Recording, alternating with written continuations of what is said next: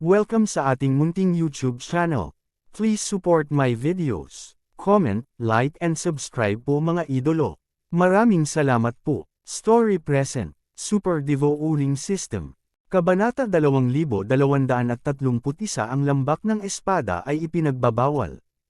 Ang problema sa mga mapagkukunan ay walang alinlangan na isang malaking problema para kay Yezuan.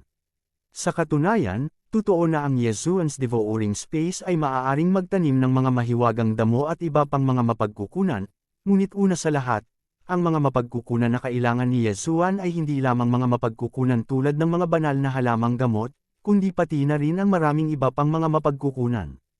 Ang mga mahiwagang gamot ay hindi mas mahusay kaysa sa mga engkanto na gamot at elixir. Maraming mga mahiwagang gamot ay hindi lamang nangangailangan ng isang espesyal na kapaligiran, ngunit nangangailangan din ng mga tiyak na mahiwagang kapangyarihan. Sa makatuwid, ang lumalamon na espasyo ni Yezuan ay maaari lamang magtanim ng isang maliit na bahagi nito, at karamihan sa iba ay hindi matutulungan sa kanyang pagtatanim. Tulad ng para sa iba pang mga mapagkukunan, tulad ng mga magic na armas, mas maliit ang posibilidad na sila ay mapalago sa pamamagitan ng paglunok ng espasyo. Marahil sa hinaharap, maaaring pagbutihin ni Yezuan ang paglunok upang maging mas angkop para sa pagtatanim, ngunit hindi pa ito posible. Bilang karagdagan sa mga mapagkukunan, ito ay ang problema ng hindi pagpunta sa pavilion. Sa katunayan, maaaring iwanan ito ni Yezuan. Para sa isang maliit, Mo 100 Realms, maaari siyang sakupin ni Mo Shang at kontrolin ng organisasyon ng pagpuksa. Para kay Yezuan, hindi ito magkakaroon ng malaking epekto. Maaari niyang ipagpatuloy ang paghahanap kay Luo Luo at tapusin ang kanyang misyon. Gayunpaman, hindi ito magawa ni Yezuan. Dahil sinabi niya na dumating siya sa kaharian ng mga Diyos, pumunta siya dito. Yezuan, hindi ito pababayaan. Tuldok. Ngayong may mga mapagkukunan, maraming bagay ang magagawa ni Yezuan. Oras na para lutisin ang problema ni Mo Shang. Talagang hindi kayang harapin ni Yezuan ang kapangyarihan ng 5 tunay na Diyos, ngunit kung naiintindihan niya ang mga langgam na iyon, walang alinlangan na ito ay magiging isang magandang bagay para kay Yezuan. System, kailangan kong pinuhin ang isang mas malakas na attack ban. Mayroon ka bang magandang mungkahi? Ding, ang system ay nag-uudyok, ayon sa mga pangangailangan ng host, ang sistema ay nagbibigay ng 3 mga pagpipilian, mangyaring magpas siya sa iyong sarili. Ding, pumili ka ng isa, mapapadalisay ng host ang special summoning ban, ang pinto ng Diablo, kapag nabuksan na ang pagbabawal na ito, magbubukas ito ng portal patungo sa misteryosong lugar para ipatawag ang mga Diyos ng Diablo para tumulong sa labanan. Ding, sinenyasan ng system na ang pagbabawal na ito ay maaaring magpatawag ng makapangyarihang mga Diyos ng demonyo, ngunit hindi ito madaling kontrolin. Ding, option 2, maaaring pinuhin ng host ang order at sirain ang ban. Ang pagbabawal na ito ay may napakalakas na kakayahan sa pag-atake, at halos agad na mapatay ang anumang target sa ilalim ng kaharian ng Panginoong Diyos. Ding, sinenyasan ng system na ang pagbabawal sa pagsira ng order ay maaari lamang umatake ng 3 beses. At nangangailangan ito ng maraming mapagkukunan. Ding, pumili ng 3, maaaring pinuhin ng host ang pagbabawal sa Valley of Divine Sword.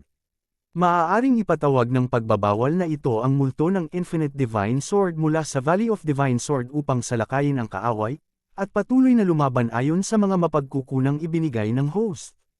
Ding, sinenyasan ng system na kapag nabuksan na ang pagbabawal sa Valley of the Divine Sword, kailangang gumamit ang host ng divine power o resources para mapanatili ito. Tiningnan ni Yezuan ang 3 opsyon at bahagyang kumunat ang noo. Masasabing wala sa 3 opsyon ang pinaka-gusto ni Yezuan. System, wala na bang ibang choice? Ding, ang system ay nag-prompt na ang mas malakas na pagbabawal ay kasalukuyang hindi sapat para pinuhin ng host, at ang hindi gaanong malakas na pagbabawal ay hindi inirerekomenda para sa host na gamitin. Ito pala ang kaso. Tila ang kanyang kaharian ngayon ang naging pangunahing dahilan ng paghihigpit sa pagbabawal sa pagpino. 3 pagpipilian. Kaya, pagkatapos pumili ng isa sa 3, si Yezuan ang unang nag-alis sa pagpapatawag ng mga demonyong Diyos, dahil hindi sigurado si Yezuan kung kaya niyang ipatawag ang mga taong iyon at paalisin sila. At ang pinakamakapangyarihang pagkasira ng order, hindi ito magagamit ni Yezuan. Kung tutusin, 3 beses lang siya makakaatake. Kahit na matagumpay na napatay ni Yezuan ang 3 tunay na Diyos ni Mu Xiang, ang epekto sa buong sitwasyon ng labanan ay hindi masyadong malaki. Sa makatuwid, isa lang talaga ang mapipili ni Yezuan, ang Valley of the Divine Sword. System, simulan mong pinuhin ang pagbabawal sa Valley of the Divine Sword. Ding, sinenyasan ng system na ang pagpipino na ito ay tatagal ng 7 araw, at kalahati ng reserbang mapagkukunan ng host ang kakailanganin. Kinukumpirma ba ito ng host? Kumpirmahin mo. Kalahati ng reserbang mapagkukunan. Hanggat maalis si Mu Xiang, walang pakialam si Yezuan. Kahit na si Yezuan ay kapos na sa mga mapagkukunan ngayon, sa katunayan, kung hindi niya ito kailangan, paano ito posible? Si Yezuan ay hindi isang kuripot. Gusto niya ng resources pero hindi niya ibig sabihin na magiging kuripot siya. Sa loob ng 7 araw, maghihintay si Yezuan ng 7 araw. Sa oras na ito, sa likod ng Mu Xiang, sinimulan na naman nilang pandarambong ang mga totem beast ng walang habas.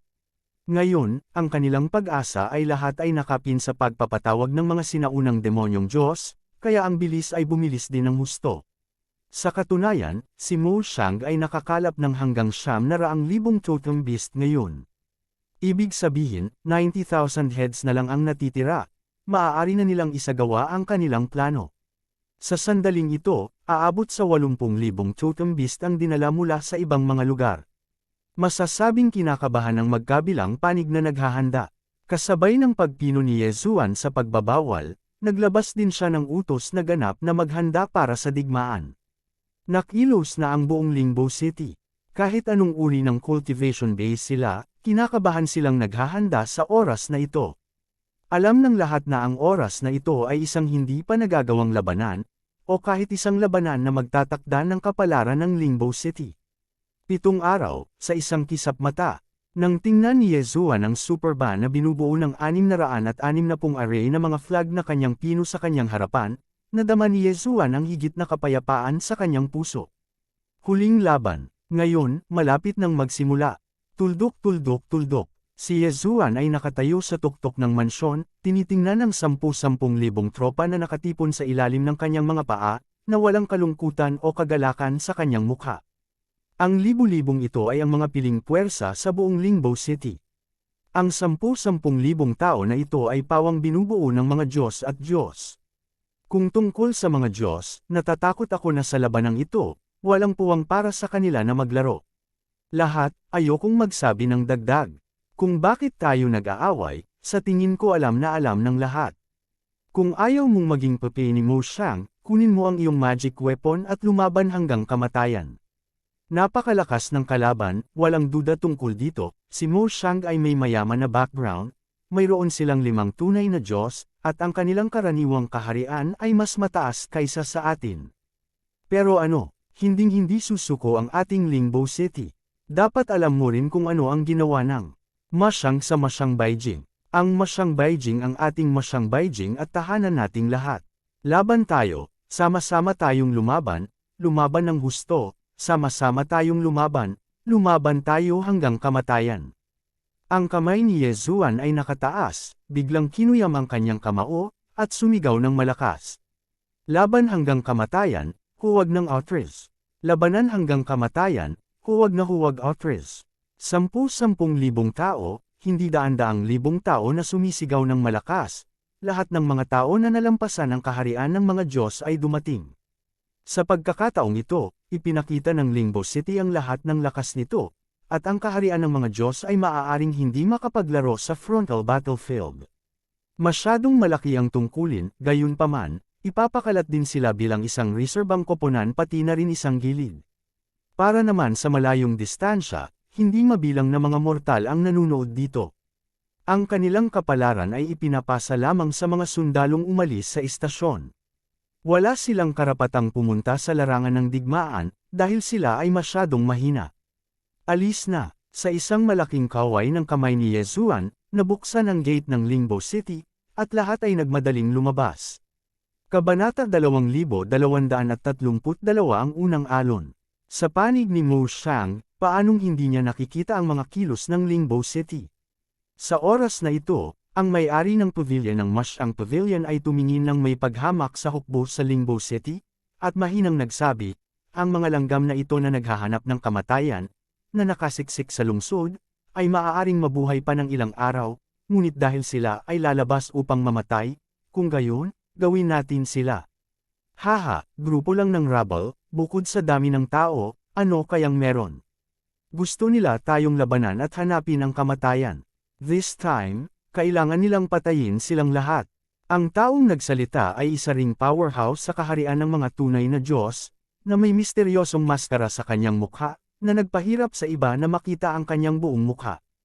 Halos lahat ay tinawag siyang master na may maskara, dahil walang nakakaalam ng kanyang pangalan, at walang nakakaalam ng kanyang mukha. Mask, huwag maliitin ang kalaban. May paraan pa ang kalaban. Hindi madali ang resurrection magic power na ipinakita nila last time.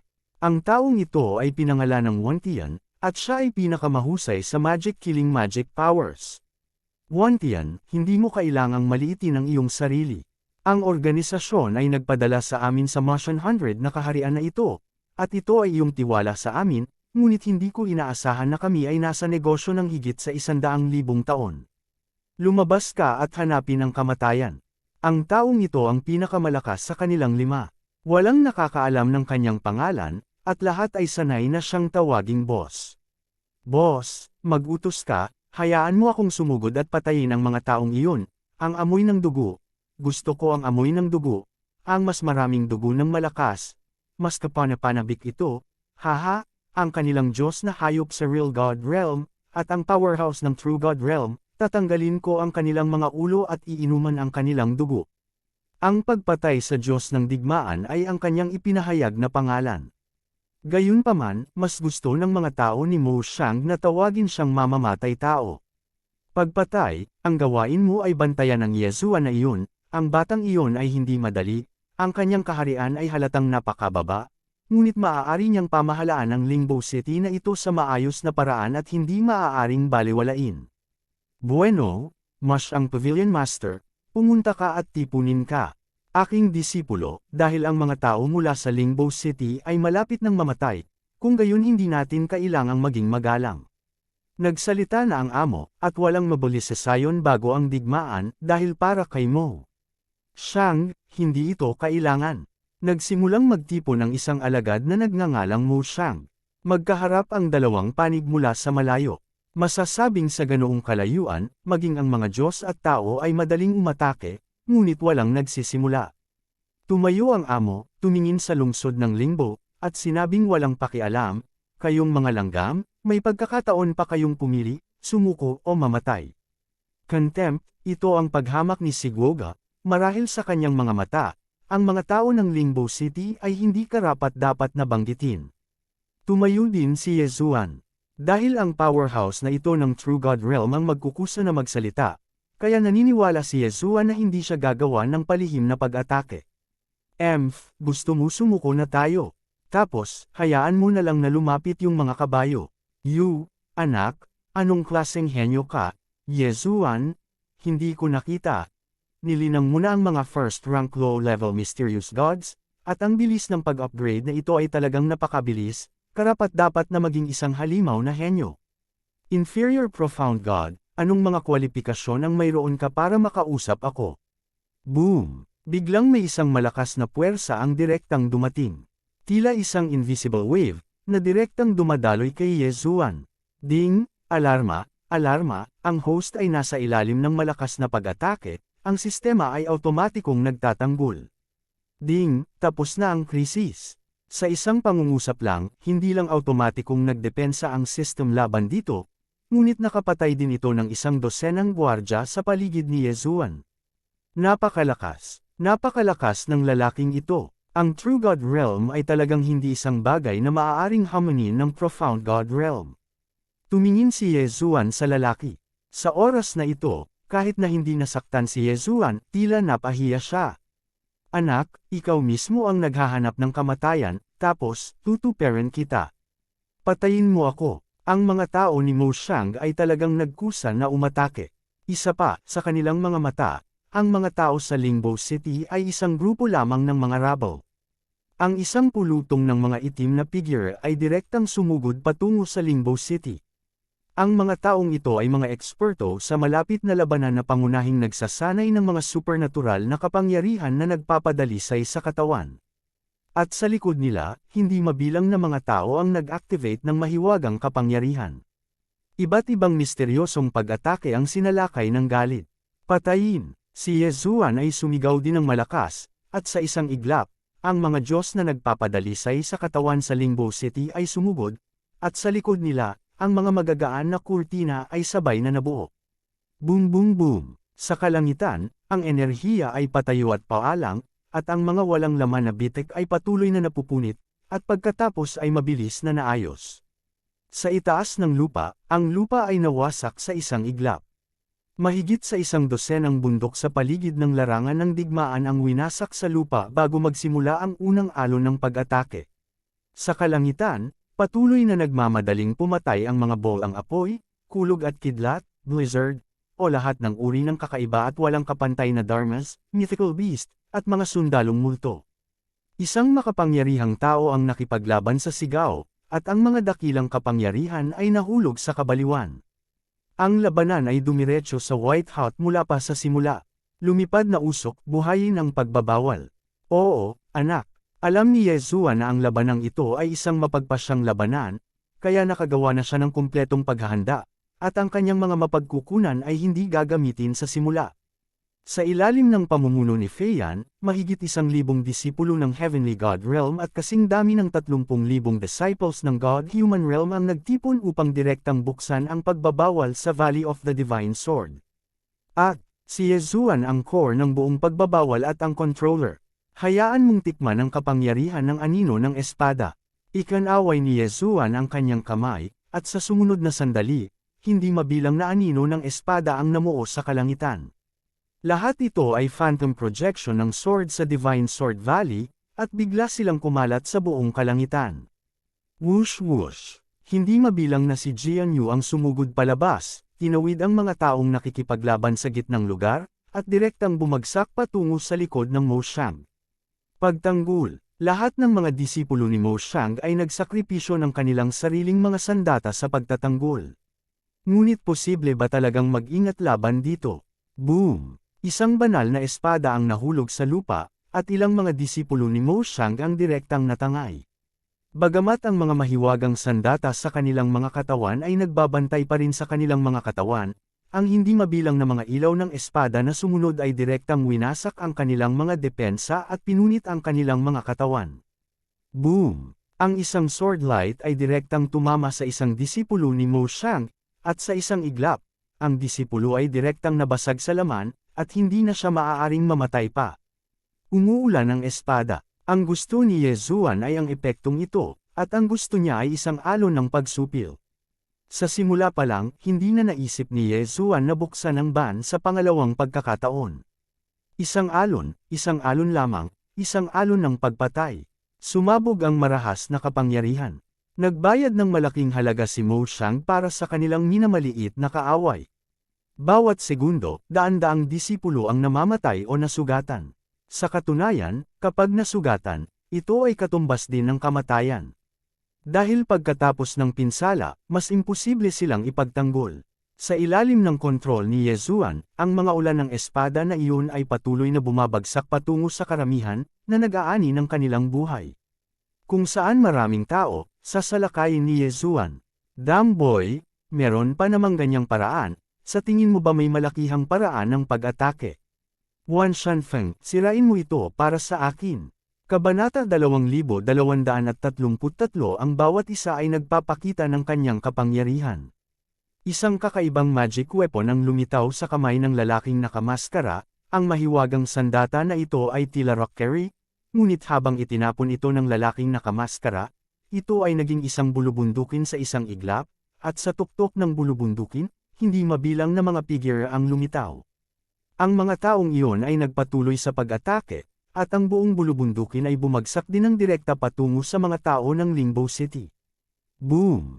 Hindi ko alam kung gaano karaming mga tao ang nadurog hanggang sa mamatay ng bulubunduking ito, at hindi ko alam kung gaano karaming mga tao ang napatay ng mga figure sa hanay ng bundok. Paano ang tungkol sa mga Diyos, makapangyarihang mga Diyos, sa harap ng digmaan, ay tila napaka-vulnerable. Sira, hayaan mo akong mamatay. Ito ay isa pang super powerhouse ng True God Realm na gumawa ng isang hakbang, at ito ay ang boss. Marahas na kapangyarihan ang lumabas sa kanyang katawan, at isang hindi nakikitang kurtina ng liwanag ang biglang lumitaw. Ang magaan na kurtina, tulad ng takip ng palayok, ay direktang ibinaba sa lupa, na naglalaman ng ilan sa mga disipulo ni Mo Xiang, pati na rin ang malaking bilang ng mga disipulo ng Lingbo City. Boom! Boom! Sa isang iglap, ang makapangyarihang misteryosong supernatural na kapangyarihan ay direktang sumabog, at ang lahat ng enerhiya ng pagpapasabog sa sarili ay pumutok sa gitna. Isang malaking bukol ng laman ang nabuo, iyon ay ang mga bangkay ng hindi mabilang na mga alagad ng Lingbo City, pati na rin ang mga bangkay ng ilan sa mga disipulo ni Mo Xiang. Damn! Nagulat si Yezuan sa parehong oras, ngunit naramdaman din na ang kanyang puso ay tumutulo ng dugo. Ang dalawang alon ng pag-atake na ito ay direktang nag-empty sa isang sulok ng kampo ng Lingbo City, at natatakot ako na hindi bababa sa 1,000 tao ang direktang papatayin. Ito ba ang kapangyarihan ng tunay na Diyos? Ordinary Heavenly God Realm at Spirit God Realm, sa harap nila, parang mga langgam ba talaga sila? Bigyan mo ako ng kamatayan.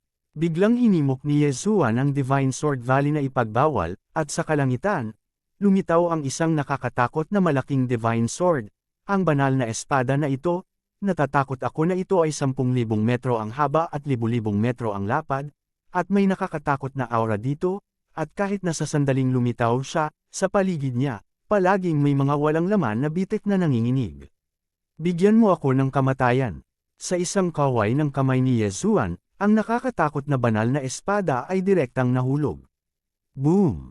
Ang lupa ay nabasag, at sa loob ng radius na daan-daang libong metro, hanggat walang umiwas, walang sinumang tao ang natitira, at kahit isang bangkay ay hindi matagpuan. Megatron, dispatch. Kinuha ni Megatron ang kontrol sa Divine Sword at dir-diretsyong lumabas. Gayunpaman, hindi siya lalaban sa lakas ng Megatron, kahit na sumali siya sa labanan, hindi ito magkakaroon ng malaking epekto. Nandyan siya upang mangolekta ng mga singsing ng Chen-kun. Kailangan ni Yezuan ng mga mapagkukunan. Ang mga Chen-kun ring na nakakalat sa lahat ng dako ay ang mga target ng koleksyon ni Yezuan. Para pakainin ang digmaan ng digmaan, sa katunayan, sa simula pa lang, may ganoong plano si Yezuan. Ang mga Chen-kun ring na iyon ay maaaring may mga ipinagbabawal na seal, ngunit sa harap ni Yezuan at ng sistema, wala silang silbi. Isang banal na espada ang dumaan sa larangan ng digmaan, at natatakot ako na mahirap itong mapansin. Pagkatapos ng lahat, ang buong larangan ng digmaan ay pinagkukurusan ng mga espada at mahiwagang sandata na lumilipad, na nagmamalasakit sa mga galaw ng isang banal na espada. Isa-isa, ang Chen-kun rings ay kinuha ni Megatron, at pagkatapos ay dinala kay Yezuan. Si Yezuan ay walang pakialam kung ano ang nasa loob, lahat siya ay magiging ipinagbabawal na kapangyarihan ng Valley of the Excalibur at hinihimok ang pag-atake. Boom! Boom! Dumagundong. Sa tuwing umaatake si Yezuan, magdudulot ito ng malaking bilang ng mga casualty, at ang buhay ng tao ay tila napakarupok sa larangan ng digmaan, kahit na ito ay isang Diyos. Damn! Ang batang iyon ay kailangang mamatay. Patayin, pumunta, patayin siya para sa akin. Okay, sigurado akong tatapusin ko ang misyon. Sa wakas ay nakuha ni Yezuan ang atensyon ng kaaway. Sa oras na ito, ang Diyos ng pagpatay sa Diyos ay direktang sumugod kay Yezuan, at sa kanyang mga kamay, isang misteryosong salamangka na tulad ng isang crescent moon ang patuloy na umaani ng buhay, ngunit wala siyang pakialam sa mga taong ito, ang kanyang target ay si Yezuan. Umuungol. Ang Ancient Sword Intent ay sumugod din palabas. Ang Ancient Sword Intent sa oras na ito ay ang Guardian Beast ng Secret Realm. Kahit na ito ay wala na sa saklaw ng Secret Realm, ngunit pagkatapos ng lahat, siya ay orihinal na nagkaroon ng cultivation ng True God Realm, kaya pupunta siya upang matugunan ang pumapatay na Diyos ng digmaan. Mo Xiang Pavilion Master, sumuporta ka. Sa isang iglap, ang Mo Xiang Pavilion Master ay sumugod din patungo kay Yezuan. Apprentice, ihahatid kita dito. Isang boses ang nagmula sa likod ni Yezuan. Boses iyon ng Hallmaster ng 5th Hall, at boses iyon ni Master Yezuan. Sa katunayan, maingat na pinuprotektahan ni Yezuan ang ikalimang Hallmaster, bagamat hindi niya ito sinabi. Ngunit kapag inaayos ang gawain, hinahayaan pa rin niya ang kanyang Master at Master na maging huli. Ngunit sa sandaling ito, sa gilid ng Lingbo City, mayroon lamang isang tunay na Diyos na kaharian, hindi siya pumupunta, sino ang maaaring pumunta?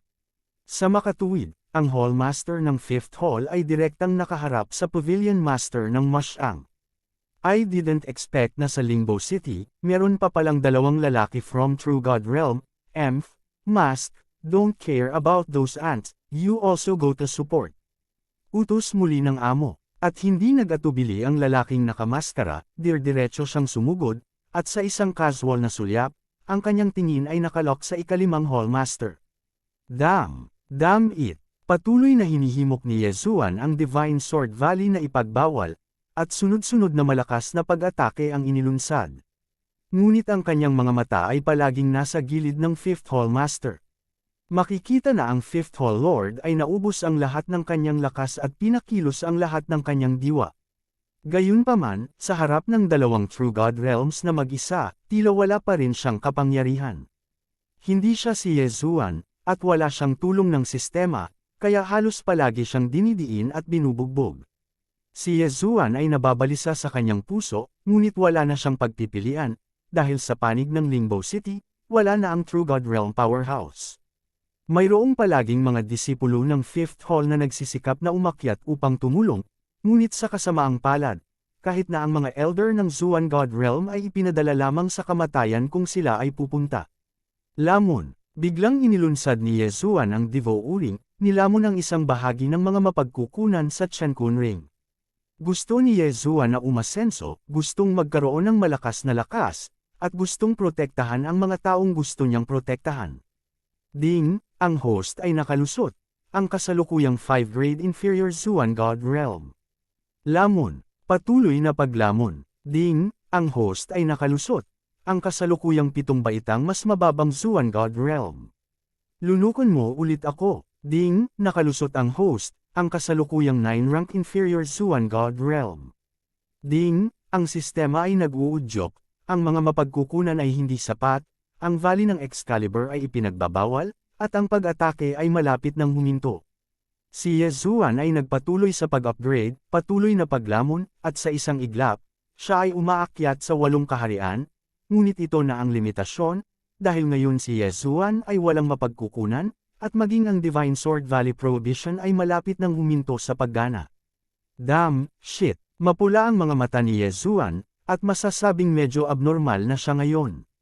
Makatuwirang dahilan na si Yezuan ay hindi isang taong hindi makahinga, ngunit kapag nasangkot na ang mga tao sa paligid ni Yezuan, maaaring mabaliw si Yezuan. Ang Hallmaster ng 5th Hall ay masasabing ang pinakamahusay na tao para kay Yezuan pagkatapos niyang makapasok sa God Realm, at sa parehong oras, siya rin ang Master ni Yezuan.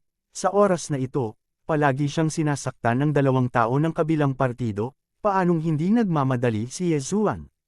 Ang kapangyarihan ng pagbabawal sa Valley of the Divine Sword ay nabawasan, at sa isang iglap, ang Lingbo City ay napigilan sa larangan ng digmaan, at ang mga disipulo ay patuloy na bumagsak.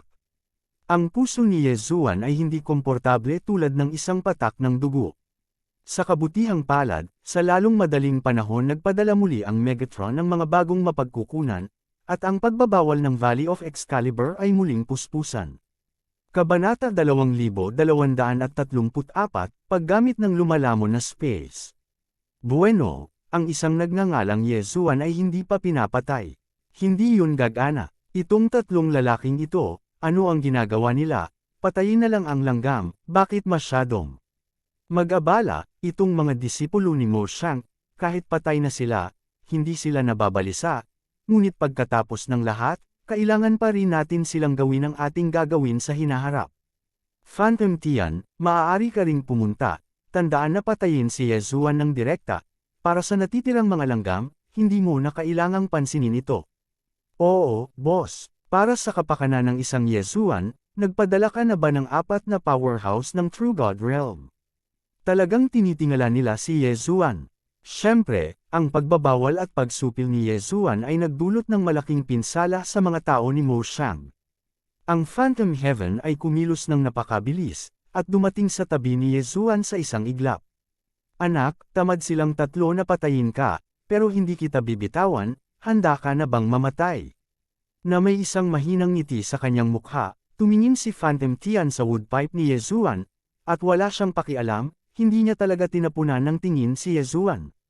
Gusto mo ba akong patayin? Gawin mo na lang. Tumingin si Yezuan sa Phantom Heaven na nasa harapan niya at ganoon din ang sinabi. Haha, medyo nakakatuwa. Nakita ko na ang Phantom Sky ay casual na ikan-away ang kanyang kamay, at isang malakas na puwersa ang direktang tumangay kay Yezuan. Guardia, ang sentensya ng proteksyon ni Yezuan ay hindi para hayaan ang mga tao na protektahan siya, ngunit para hikayatin ang espesyal na kakayahan sa pangangalaga ng Valley of the Divine Sword. Ang pagbabawal na ito ay pangunahing ipatawag ang Excalibur Projection Battle sa Valley of Excalibur, kung gayon, natural, maaari itong salakayin at ipagtanggol. Sa isang iglap, higit sa 100,000 Divine Sword Phantom ang direktang na-condensed sa harap ni Yezuan, na bumubuo ng isang malaking kalasag. Medyo nakakatuwa, pwede mo pa bang gamitin ng ganito, tapos ang espada at kalasag mo makatiis sa suntok ko.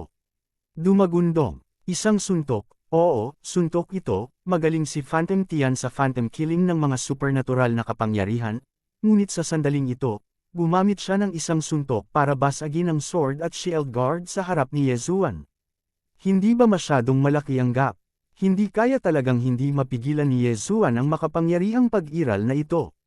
Thousand Beast Sword Squire, Flower God Sword Squire, Swordsman ng tuyong buto. Sa isang iglap, nakalunsad na si Yezuan ng buong lakas. Sayang lang at pagkatapos lumabas ng tatlong Major Sword Servants, hindi pa sila umatake, at direkta silang napatay. Ito ba ang pagkakaiba sa lakas? Huwag mo akong sasaktan. Isang malutong na boses ang dumating, iyon ay boses ni Yezuan. Master, huwag kang pumunta dito. Nagmamadali si Yezuan, ngunit huli na ang lahat. Boom! Sinuntok ni Phantom Heaven, at sa isang iglap, ang nakatatandang kapatid na babae ni Yezuan ay natamba, halatang malubhang na sugatan.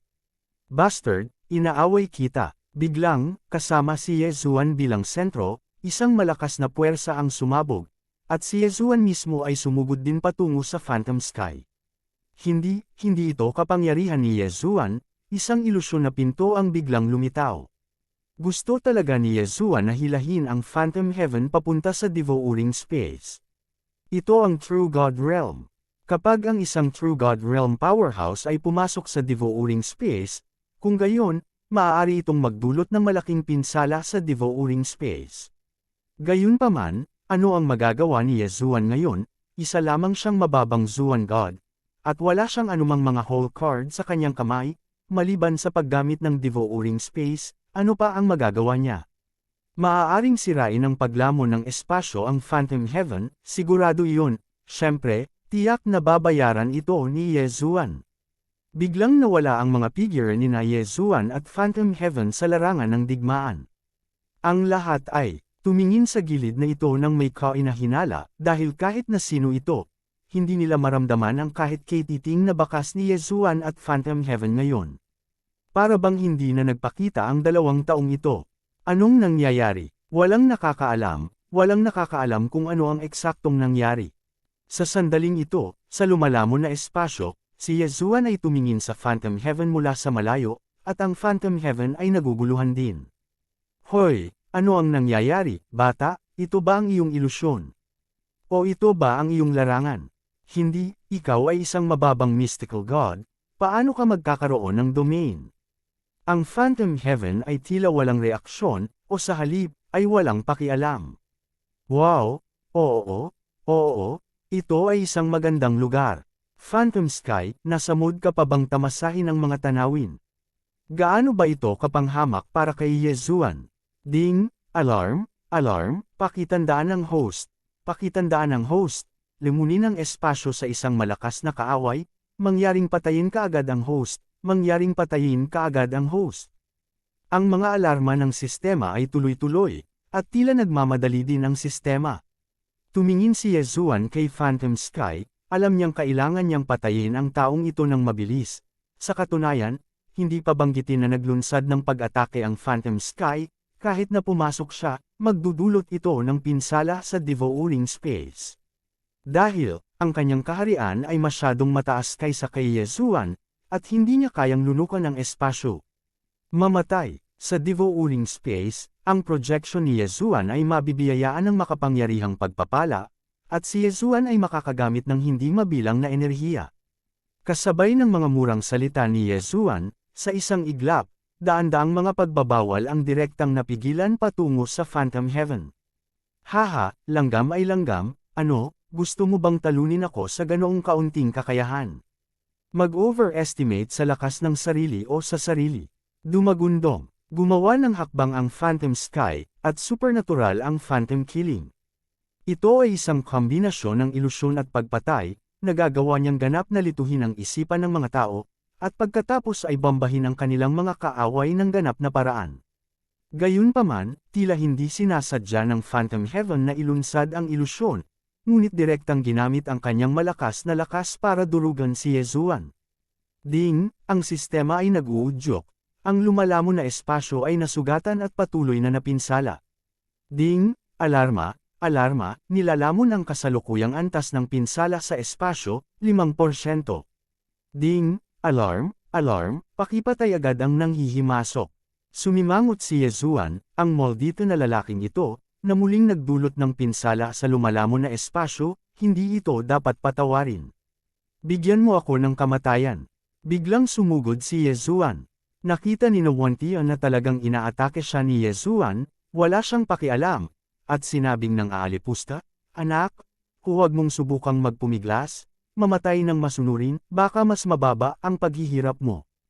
Panipi, hindi man lang siya pinansin ni Yezuan, sa devouring space, paano naman ang True God Realm, devouring space ang kanyang teritoryo. Boom! Sa isang suntok, ang multo na langit ay agad na naalis, at ang dugo sa kanyang bibig ay tumaas. Paano ito posible? Paano ito posible? Natulala si Phantom Tian, talagang natangay siya sa suntok ni Yezuan, at direktang tinamaan siya ng malakas. Ito ba talaga ang kapangyarihan na taglay ng isang mababang Zuan God Realm? Ding, alarma, alarma, lumalamon sa puwang na pinsala, 7% ng kasalukuyang pinsala. Dahil hinayla ni Yezuan ang taong ito, alam niyang hindi maiiwasan ang pinsala, kaya kailangan lang niyang tapusin ng mabilis ang labanan sa sandaling ito. Gayunpaman, matapos maranasan ang pagkawala ng suntok ni Yezuan, hindi ng ahas. Sina Phantom Heaven na maliitin ang kaaway. Sayang naman at huli na ang lahat para baliwalain ang kalaban. Boom boom, suntok ng suntok. Ito ay isang kamao, si Yezuan ay hindi gumamit ng anumang lakas, gusto lang niyang linisin siya ng isang simpleng kamao. Sa wakas, ang Phantom Sky na ito ay napatay ng suntok ni Yezuan. Alisin ang Qiankun Realm ng taong ito, gumalaw ang figure ni Yezuan, at nagpakita na siya muli. Siyempre, dahil sa pagkakaiba ng bilis ng daloy ng oras, ang pagkawala ni Yezuan sa kanyang hitsura, sa buong larangan ng digmaan, ito ay isang kisap mata lamang. Kabanata 2235, Space na sira. Ding, nag-prompt ang system, 15% ng lumalamon na espasyo ang nasira. Host, mag-ingat, dapat ayusin ng host ang devouring space sa lalong madaling panahon. Ding, ang sistema ay nag-udyok na ang lumalamon na espasyo ay seryosong nasira, at ang host ay babawasan ng lumalamon na kita ng 15% bago ayusin ang lumalamon na walang laman. Ang udyok ng system na si Yezuan ay walang pakialam. Ang ganoong resulta ay inaasahan na niya. Sa oras na ito, muling kinuha ni Yezuan ang pagbabawal ng Valley of the Divine Sword, at muling naglunsad ng pag-atake. Sa isang kisap mata, nawala ang isang powerhouse ng True God Realm. Kakaibang pagkawala, walang nakakaalam kung ano ang ginawa ni Yezuan. Ngunit ang matitiyak nila ay simula nang lumabas si Yezuan, at hindi na lumabas ang Phantom Heaven. Natatakot ako, mas mapalad na ang Phantom Sky. Sa oras na ito, maging ang mga tao ng Lingbo City o ang mga tao ng Moshang, lahat sila ay tumingin kay Yezuan na may bakas ng pagkamangha, kahit na ang mga malalakas ay may bantay sa kanilang mga mata. Pagkatapos ng lahat, ang mga pamamaraan na ipinakita ni Yezuan ay masyadong kakaiba. Powerhouse yan sa True God Realm, kung hindi mo sasabihin, wala na. Walang nakakaalam kung ano ang nangyayari. Ang nakita ng mga tao ay sumugod si Yezuan patungo sa Phantom Heaven, at pagkatapos ay nawala ang dalawa, at pagkatapos ay lumitaw si Yezuan, at nawala ang Phantom Heaven. Ituloy mo akong patayin, ngayon, sisirain ko si Mo Shang. Nagutos si Yezuan, at ang layunin ng labanan ng mga tao sa Lingbo City ay biglang tumaas. Ito ang kanilang Panginoon ng lungsod, ito ang kanilang hindi matatalo na Panginoon ng lungsod. Mabuhay ang Panginoon ng lungsod, sumugod. Patayin. Matapos mag-react ang lahat sa Lingbo City, sila ay sumabog na may nakakapanghinang dagandong at muling sumugod. At ang mga tao ng Mo Shang ay nawala ang kanilang momentum. Ilang kakaibang pakulo ang mayroon ng lalaking ito. Hindi nakita pinaglalaroan, matandang lalaki. Biglang umatras ang figure ng Killing God of War, at direktang umalis sa labanan kasama ang Fifth Hall Lord, at ang lalaking nakamaskara ay sabay ding umalis sa labanan na may sinaunang sword intent, at ang dalawa sa kanila ay mabilis na lumapit sa gilid ng amo, tahimik na nagsasabi ng kung ano. Boss, kakaiba ang batang ito, hindi mahina ang lakas ng Phantom Sky, at mas maganda pa ang paraan, ang Phantom Killing Technique, kahit lahat tayo ay iniisip na nakakalito, pero, bakit ang batang ito ay maalis ang Phantom Sky sa isang iglap? Kakaiba, kakaiba talaga.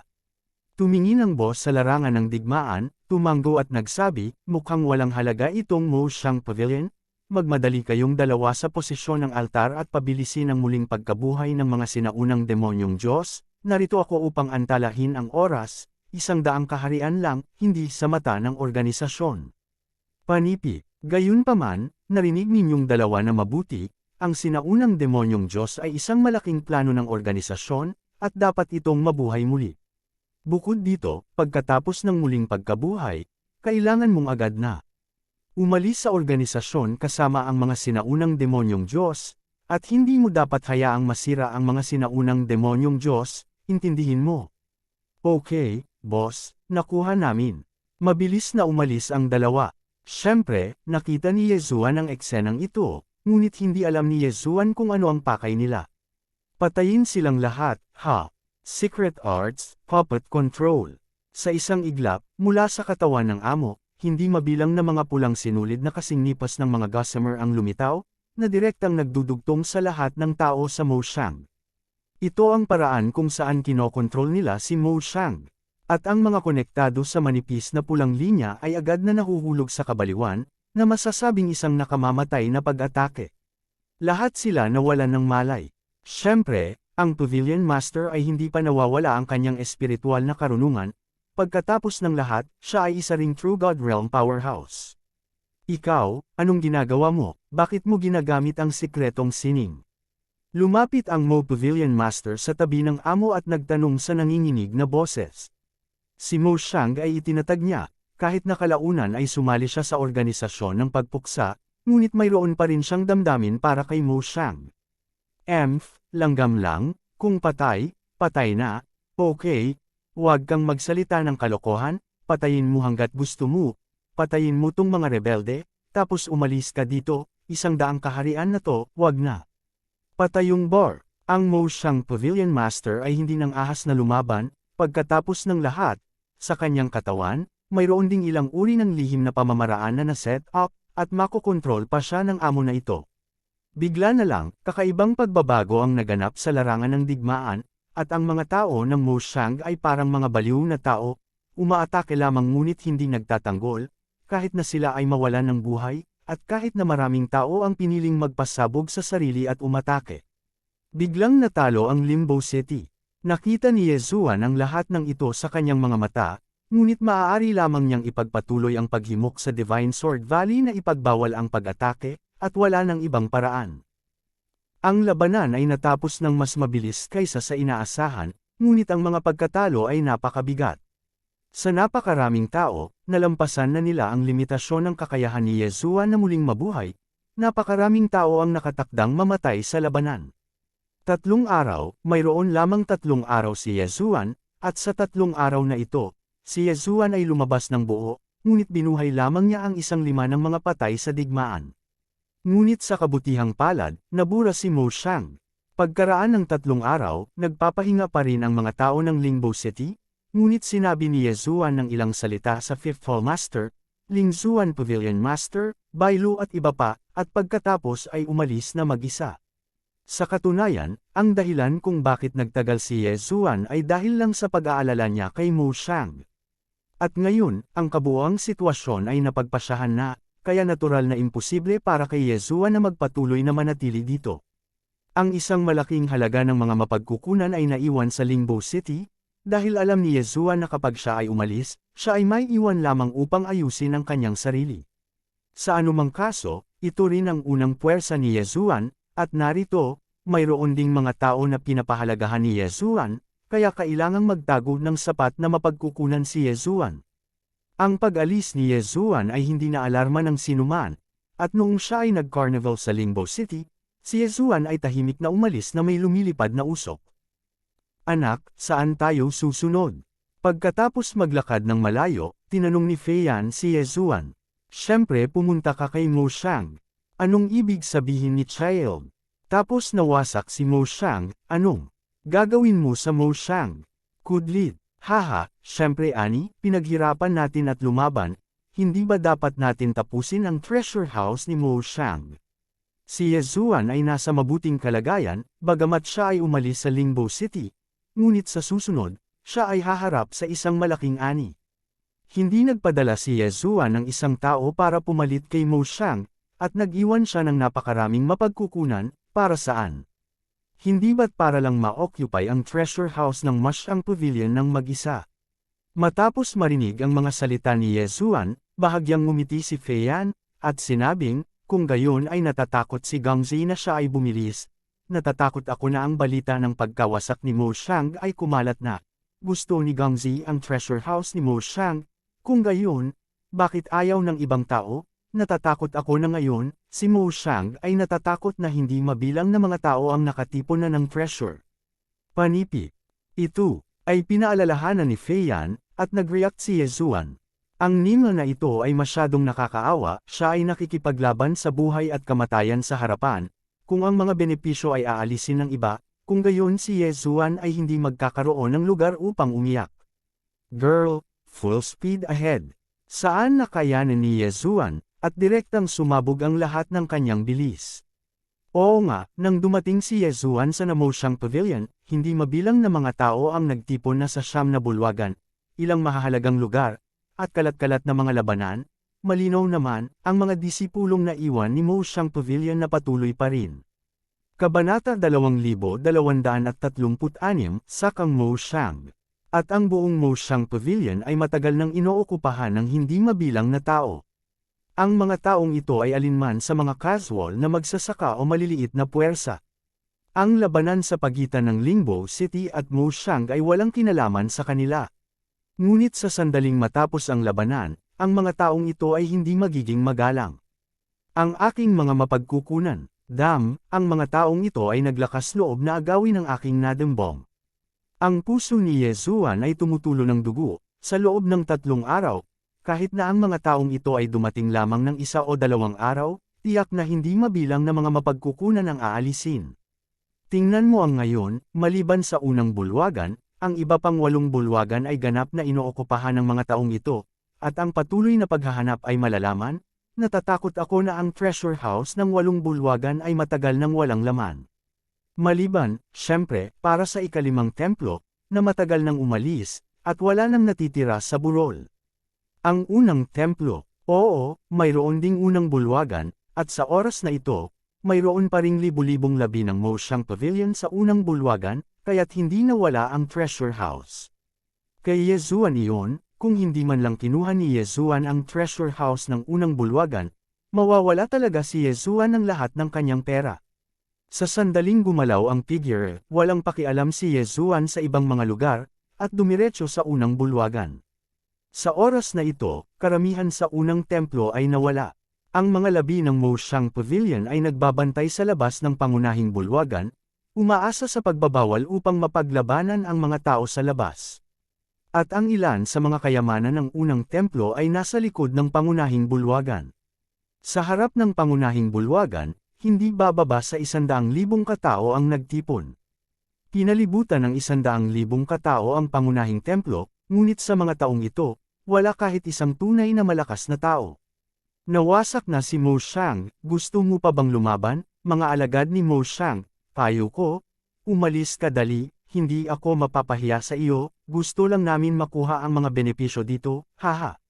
Isang grupo ng mga tulisan, kayong mga Maldita, kapag bumalik ang amo at kapatid, dapat nilang arestuhin. Silang lahat, isang batang babae ang nakatayo sa tarangkahan, ang pagtatanim ng ikalawang baitang ng gitnang Zuan God, maaari siyang ituring na pinakamalakas na tao sa mga labi ng buong Mo Xiang Pavilion ngayon, gayunpaman, ang kanyang mga mata ay napakalinaw, at siya ay talagang isang tao na hindi kontrolado ng organisasyon ng pagpuksa. Pero isipin mo, kahit unang bulwagan ito, kailangan pa rin itong makipag-ugnayan sa ibang mga lugar, kaya natural na may mga taong hindi nagpapapapad. Binantayan ng babaeng ito ang tarangkahan gamit ang isang espada, at ang paglilinang ng ikalawang baitang Zuan God Realm ay naging dahilan kung bakit ang mga Rumble sa labas ay hindi nang ahas na pumasok. Pero iyon lang ang kaya niyang gawin. Ang iyong master, senior brother. Haha, little girl, hindi mo ba alam na lahat sila ay nalipol na ng Limbo City? Ikaw Mo Xiang ay gumagawa ng kasamaan sa loob ng maraming taon, at sa wakas ay may kabayaran. Ang Limbo City ay hindi minamaliit ang iyong mga mapagkukunan, kaya hindi kita pinapansin, ngunit kapag ang mga tao ay nag-react, natatakot ako na walang sinuman sa inyo ang gustong tumakas, ipinapayo ko sa iyo na umalis ka agad. Panipi, ayun, tignan mo kung gaano karunong ang mga tao sa 8 bulwagan, alam mong hindi natin sila kalaban, tumakas na sila, bakit hindi kawili-wili ang mga tao sa iyong unang bulwagan, ayaw mo ba talagang patayin tayo? Kung gusto mo kaming dambungin, lampasan mo ang bangkay ko. Hindi man lang pinansin ng batang babae ang mga taong ito, at sa likod niya, maraming mga disipulo ni Mo Xiang ang nagbabantay din sa tarangkahan hanggang mamatay. Masasabing kung nais mong pumasok sa pangunahing bulwagan, pagkatapos ay maaari ka lamang makapasok sa pamamagitan ng gate na ito. Nagawa na ni Mo Xiang ang pangunahing bulwagan na ito sa isang napakalakas, at natural na imposibleng makadaan sa himpapawid. At kung nais mong masira ang pader, imposible, ang pangunahing bulwagan na ito ay binabantayan ng mga espesyal na pagbabawal. Siyempre, hindi matutulungan ng iba ang mga pagbabawal na ito, ngunit hindi nila matutulungan si Yezuan. Sa oras na ito, sa isang sulok, si Yezuan ay tahimik na lumabag sa pagbabawal at naglakad patungo sa loob ng pangunahing bulwagan. Maaaring piliin ni Yezuan na pumasok mula sa pangunahing pasukan, ngunit walang pag-aalinlangan na madadali rin ang mga taong iyon, at pagdating ng oras, natatakot ako na hindi niya maiiwasang lumaban, na hindi ang resulta na gusto ni Yezuan. Ransak Mo Xiang's treasure house kanina, at pagdating ng panahon, kung gusto mong pumatay o umalis, wala kang pagdududa. Ang mga galaw ni Yezuan ay napakabilis, at pagkatapos patayin ang Phantom Heaven, nilamon niya ang Illusory Heaven Chankun Ring, at siya ay na-promote sa ibang antas. Sa oras na ito, siya na nag-cultivate sa Xuanshan Realm ay nasa kasalukuyang Mo Xiang Pavilion, at tanging ang batang babae sa pintuan ang makakahanap sa kanya, ngunit paanong ang babaeng iyon ay nasa mood na magmalasakit sa likod. Wow, sapat na talaga ang magagandang bagay dito sa Mo Xiang, haha, kinita ko naman ngayon. Hindi bibitawan ni Yezuan ang anumang treasure trove, hanggat nakita niya ito, hindi niya ito pababayaan. Sunod-sunod na treasure house ang ninakawan, at lahat sila ay nahulog sa mga kamay ni Yezuan. Mga divine na gamot, espesyal na ores, divine beast materials, o espesyal na magic weapon at exercise. Hindi ito pababayaan ni Yezuan. Tumagal ng mahigit kalahating araw para ninakawan ni Yezuan ang lahat ng kayamanan sa buong unang bulwagan ng Mo Xiang Pavilion. System, magmadali at tuklasin ito, at tingnan kung mayroong isang treasure trove. Ding, system prompt, scanning. Ding, ang system ay nag-uudyok, mangyaring tandaan na ang system ay nag-scan ng isang hindi matukoy na lugar. Well, undetectable. Paano kaya? Mukhang kailangan itong tingnan. Walang paraan upang makita ang sistema, Natatakot ako na tiyak na mayroong isang bagay na mahalaga dito. Sa ilalim ng patnubay ng system, napakabilis ni Yezuan, at hindi nagtagal ay dumating sa lugar kung saan sinabi ng system na walang paraan upang matukoy. Isa itong sculpture, isang sculpture na gawa sa hindi kilalang mga materyales. Ang eskultura ay isang kakaibang atek, ngunit tila, imposible para sa atek na ito na tirahan. Halika, alisin ang bagay na ito, at suriin ito ng dahan-dahan sa hinaharap. Ding, utos ng system, ang mga itinalagang bagay ay gawa sa mga espesyal na materyales at hindi maaaring isama sa Tiancun ring. Ding, ang senadoryas ng system, ang itinalagang bagay ay gawa sa mga espesyal na materyales at hindi maaaring isama sa lumalamon na espasyo. Ano ba, hindi ka man lang makakain ng espasyo? Talagang nagulat si Yezuan sa pagkakataong ito, alam mo, hindi mo man lang lunukan ang espasyo, natatakot ako na ito ang bagay na ito, tiyak na hindi ito simple. Tila ang tanging paraan upang masira ito ay ang paghahanap ng paraan. System, may paraan ba para masira ang bagay na ito? Ding, nag-uudyok ang system, hindi sapat ang data, at hindi ito makapagbibigay ng epektibong solusyon para sa host. Ito, hindi mo ari ng sistema. Ito ang unang pagkakataon na nakatagpo si Yezuan ng ganoong sitwasyon. Ding, ang system ay nag-uudyok, ayon sa pagsusuri, dahil ang bagay na ito ay lilito dito, maaaring mayroong ilang mekanismo, inirerekomenda na hanapin ng host ang mekanismo. Tumunog ang isang prompt ng system. Gayunpaman, para kay Yezuan, walang anumang tulong, syempre alam din niya na sa paghahanap ng mekanismo, magagawa niyang labagin ang pagbabawal, ngunit napakadali bang hanapin ang mekanismo. Sa kabutihang palad, sa labas ng pangunahing bulwagan sa oras na ito, ang mga taong nag-aalala na ang Lingbo City ay magpadala ng mga tao upang tanggapin ang Moshang Pavilion ay sa wakas ay nawalan na ng pasensya at nagplanong salakayin ang unang bulwagan ng Moshang Pavilion, kaya halos lahat ng natitirang mga disipulo ng Moshang Pavilion ay sumugod na upang palakasin sila, ngunit walang dumating para mang-istorbo kay Yezuan.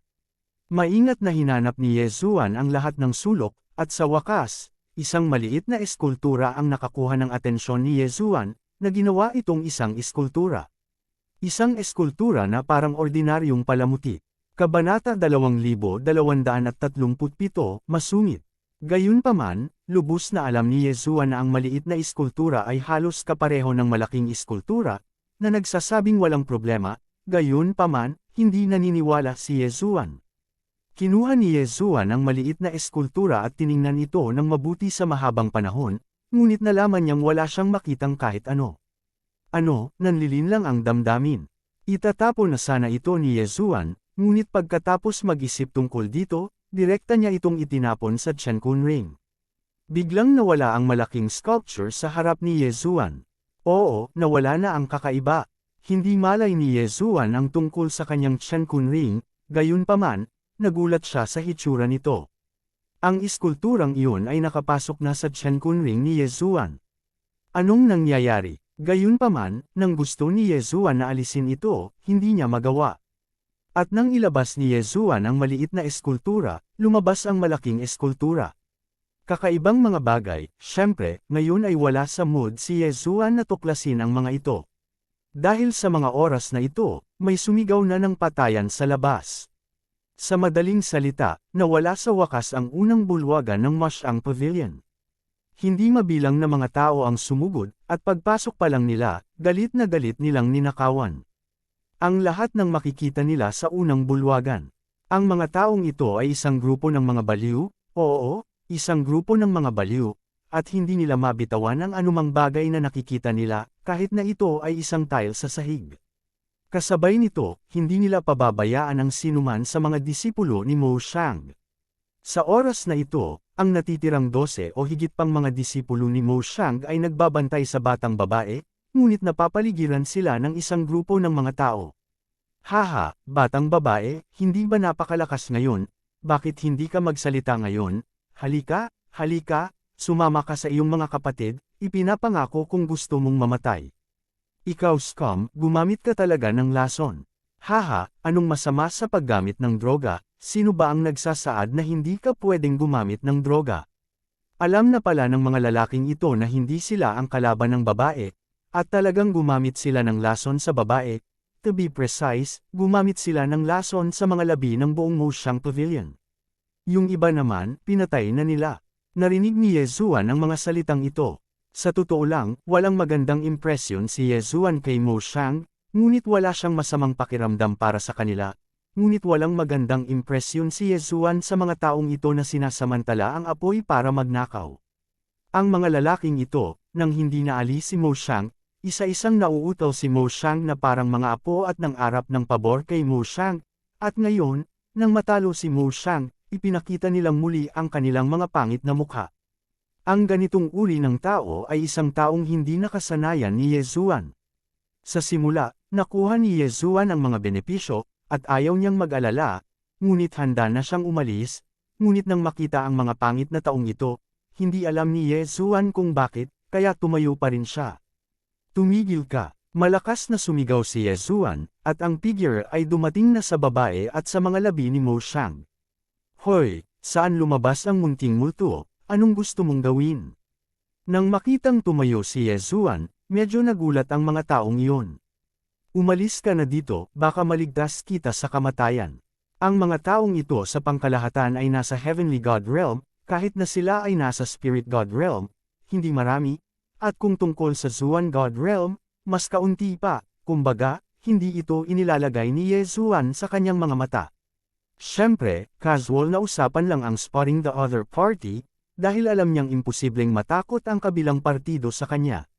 Gayunpaman, bago matapos ang mga salita ni Yezuan, narinig niya ang tunog ng mga taong iyon na tumatawa. Haha, tawa ako ng tawa, tinatawanan lang ako nito, anak, ano ang gusto mo, maaaring na-in-love ka na sa sisiw na ito.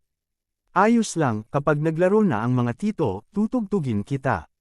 Panipi. Sinadya ni Yezuan na itago ang kanyang cultivation sa oras na ito, na inihayag na isa lamang itong medium na Heavenly God Realm, dahil ayaw ni Yezuan na gumawa ng gulo, nakuha na niya ang halos lahat ng Moshang Pavilion treasury, kaya gusto na lang niyang makihalubilo sa karamihan at umalis. Gayunpaman, nang marinig ang mga salita ng taong ito, nagalit pa rin si Yezuan. Gugulong ka ba o hindi gulong? Haha, boy, ang laking hininga mo. Sabihin mo sa akin, anong pamilya o sekta ka, alam mo ba kung sino tayo? Sabihin mo at takutin ka hanggang sa mamatay, sabihin mo, ang sekta natin ay sumapi na sa Lingbo City. Paano ba naman? Hindi ka ba naiinggit? Halika na, tito bigyan ka ng pagkakataon, lumuhod ka at magmakaawa sa akin, magmakaawa ka at madadala kita sa Lingbo City. Habang nagsasalita ang taong ito, ikanaway na niya ang kanyang kamay para palibutan si Yezuan ng mga tao sa paligid niya. Makikita na, at least for now, proud siyang sumali sa Limbo City, pero kung dati man, hindi ko alam. Saan pa ba gustong magsalita ni Yezuan ng walang kaparirikan, binigyan niya ng pagkakataong mabuhay ang taong ito. Hindi niya alam kung paano ito pahalagahan, kaya ngayon, hindi na siya kailangang bigyan ng pagkakataon. Ang espadang nakapatay ng Diyos ay biglang hinugot, at direktang pinatay ni Yezuan ang taong iyon gamit ang isang espada. Patayin mo, ang lakas ng loob mong pumatay. Ang lakas ng loob mong patayin ang ating young master. Patayin mo siya, siya ang labi ni Moshang, patayin mo siya. Sa isang iglap, 12 ng tao ang sumugod kay Yezuan. Hanapin mo si kamatayan. Casual na ikanaway ni Yezuan ang kanyang kamay, at isang liwanag ng espada ang lumipad, at mahigit 12 ng ulo ang lumipad sa isang iglap. Bilis, pigilan mo siya, malamang na nakuha niya ang mga kayamanan ni Moshang, nakita mo ang banal na espada sa kanyang kamay, tiyak na hindi ito simple, lahat ay umakyat ng sama-sama, patayin siya. May nagsulsul at nagsabi, gayunpaman, ang pang-uudyok na ito ay halatang lubhang kapaki-pakinabang, at hindi nagtagal, napansin ng mga tao sa paligid ni Yezuan si Yezuan. Kayamanan, Excalibur, boy, kung gusto mong lunukan ito mag-isa, hindi mo maaaring panatilihin ang banal na espada sa iyong kamay, pati na rin ang kayamanan, kung hindi, ako mismo ang kukuha. Sumimangot si Yezuan, hindi talaga alam ng mga taong ito kung paano isulat ang patay na salita, at gusto pa nilang agawin ang sarili nilang espadang nakapatay ng Diyos. Megatron, patayin mo sila. Si Yezuan ay masyadong tamad na gawin ito sa kanyang sarili, at direktang ibinigay ang kontrol ng Divine Sword kay Megatron. Sa isang iglap, sa ilalim ng kontrol ni Megatron, direktang lumipad ang Divine Sword. Tuwing lalabas sila, isang tao ang tiyak na papatayin, minsan kahit na marami. Gayunpaman, hindi nito ginawang takot ang mga taong ito, ngunit naramdaman nila na ang Divine Sword ay isang kayamanan at nais nilang agawin ito. Mas maraming tao ang nakapansin sa tagiliran ni Yezuan at patuloy na sumugod kay Yezuan. Bilis, may umagaw ng kayamanan doon at gustong umalis, pumunta lahat doon. Parami ng parami ang mga tao, lahat sila ay nag-aakalang kinuha ni Yezuan ang kayamanan at gustong pigilan si Yezuan. Gayunpaman, walang pakialam si Yezuan, ngunit naglakad siya papunta sa tabi ng babae. Pwede ka pa bang pumunta? Hindi alam ng babae kung sino si Yezuan, at hindi niya alam kung bakit gustong iligtas siya ni Yezuan, ngunit sigurado siya na si Yezuan ay talagang hindi nila Moshang Pavilion. Bagamat si Yezuan ay nanatili sa Moshang Pavilion ng ilang sandali, gayunpaman, ginugol niya ang halos lahat ng kanyang oras sa Fifth Hall, at kakaunti ang pakikipag-ugnayan sa mga disipulo ng iba pang mga bulwagan, hindi pa banggitin ang pinakamahiwagang unang hall. Kahit na ang pangalan ni Yezuan ay kilala na ng lahat ngayon, ngunit ang hitsura ni Yezuan ay hindi nakita ng ilang tao. Oo, tumango ang batang babae, at tumango rin ang iba pang mga disipulo ni Moshang bilang pagsang-ayon. Okay, follow me if you can. Once na mahulog ang sinoman sa inyo, wala ako sa mood para iligtas ka. Salamat. Malumanay siyang pinasalamatan ng batang babae, at ang iba pang mga disipulo ni Moshang ay tumango rin bilang pasasalamat. Hindi nagtagal, pinangunahan ni Yezuan ang mga taong ito patungo sa labas. Sa tabi nila, kontrolado ni Megatron ang Excalibur para gumalaw. Kabanata 2238, Patayin ang Taksil. At ang mga taong iyon sa paligid, bagamat sinasabing nakapaligid sila kay Yezuan, wala silang magawa. Ang mga nangangahas na hamarang, hindi magdadalawang isip si Megatron na patayin siya. Kung maglakas loob kang sumulong, papatayin ka rin ng Megatron. Huwag mo siyang bitawan. Wala na ang treasure house ng unang templo, dapat. Itong lalaking ito, malamang itong lalaking ito ang nagnakaw ng kayamanan. Patayin, pinatay siya ng lahat at hinati-hati ang kayamanan. Sa wakas, may tumingin sa kabangyaman ng unang templo, ngunit nakitang wala itong laman. Nang marinig nila ito, wala na silang pakialam. Sa banal na kaharian, ang lakas ay iginagalang, at alang-alang sa lakas, mas gugustuhin ng maraming tao na mawalan ng buhay. At ang pinagmumula ng lakas, bilang karagdagan sa paglilinang, ay likas na isang kayamanan. Ayon sa alamat, maraming magagandang bagay sa Moshang Pavilion, at ang mabubuting bagay na ito, kahit isa lang ang kailangan nila, ay makakapagpapataas ng kanilang lakas. Sa oras na ito, narinig ko na si Yezuan ay may mas maraming treasure troves.